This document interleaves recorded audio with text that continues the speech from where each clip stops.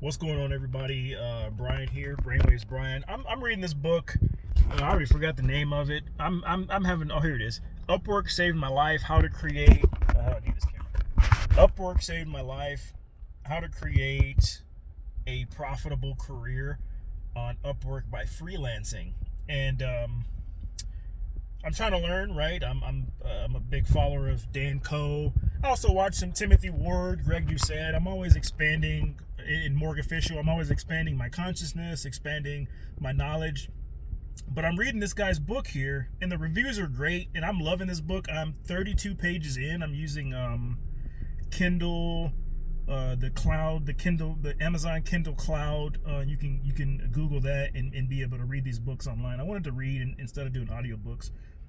I'm on page 32 here, and at the bottom, I'm going to read this paragraph, and I'm going to explain something as to my beliefs on what's going to happen. I consider myself a little bit of a philosopher. I guess anybody can be a philosopher nowadays. A prophet, if you will. It says this: some people, in choosing not to return to the office, are turning to other companies that offer remote options, right? However, since so many people are flipping the bird to these companies not adapting, there's a need for labor like never before. What happens when there's a shortage in the supply of workers? The demand goes up, and companies will go where the workers are and hire them. Okay, so what does this mean? What does this mean? This means that places like Amazon, Kroger, PetSmart, wherever you work, any place that employs people, right? I'm looking at the cameras over here. I got to get used to this. Any place that employs people, in the universities as well. I believe in the Great Resignation has already begun. People have left their jobs in the thousands, in the hundreds of thousands. I just saw a statistic here. Let's see. I don't see it now, but thousands of people left their job, right? Dan Coe talks about how, he's got his digital economics. He talks a lot about how education is going to work. It's not going to be $40,000, $50,000, $60,000 a year now to go to college to learn something just so you can end up at McDonald's for 2 years while you do an internship, to then get into a job at a low-level position, to then have to work 10 years to get a higher position, to maybe kind of sort of live the life you want if you're still alive, if you had time to take care of your health, go to the gym, etc., while you were doing that. And so education, in my opinion, and I think in Dan Coe's opinion, is going to be online. It's going to be, I'm Brian, right? Let's say I like languages. I know Spanish. I'm studying Japanese right now. I love English as well. I speak English, obviously. If I start a language school, if everybody stops going to college, if we stand up and strike against the way our education system is now, the expenses and the lack of education, to be quite frank, how many times have we talked about why don't they teach shop class and how to work on cars and finances and things like this?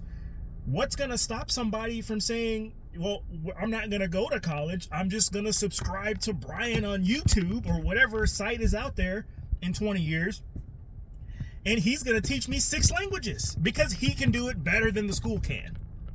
And he's going to do it for $50 instead of $50,000, right? Per or whatever the case. So the consumer is going to come out ahead. And as far as employment goes, as I read this book, right, the workers they're leaving, right? And I see jobs all over the job posting online boards, your Indeeds and whatnot. And so, it says here, what happens when there's a shortage in the supply of workers? Demand goes up. The companies will go where the workers are. They're online now. They're freelancing. They're like, oh, I can do this. You got content creators and you got electricians that learn how to wire shit, and then, they freelance, and then people just hire that individual because it's easier to work with that individual. And it works well for employers too, the ones that have caught on. The ones that don't catch on and make this switch, the employers that just want to have the employee slaves for low wages, they're going to suffer, because companies that have already caught on and switched over to outsourcing this type of work are enjoying the benefits of not having to pay 401k and healthcare and all these different kind of things in a building for the employees to go to. Now, this is job specific, right? There's certain things that can't be done in the office necessarily, but the ones that can be and they're not switching, they're going to suffer, and they're going to suffer bad, because the future is going to be dictated by the individual. The reason why is this: we are trying to form a network mind. The days of religion, that's over. Religion was a step in the process to what we're trying to do now. I don't want to drive this too deep, and I'm not trying to upset anybody, but if you're trying to improve your life and actually live life, you may have to let that go, because there's no guy in the sky that's dictating things to happen, right? We're trying to form a network mind, and the way we do that is we all need to be online. We all need to be on YouTube and these social media apps, not clicking and scrolling, not swiping left and right, but we need to be the teachers, the educators, the professionals, the experts, the talkers, the philosophers. Timothy Ward on his YouTube channel says, I think everybody should have a YouTube channel. And I've been hearing many other people talk about this. Is like, you got to get out there, you got to diversify yourself. It is going to be primarily an online world. And, you know, the guy in this book is talking about the workers leaving, the employers. Some of the employers have left too. How are they going to fulfill their needs? Freelancing. Why are they doing so well? Because that's what the people want to do. They're going to do what they want to do. People aren't just going to sit around forever. Some are. They're not just going to sit around forever going to a job, sitting in traffic. I just get out of traffic. My destination was 2 minutes away. It took me fucking 10 minutes to get back. That's how bad the traffic was.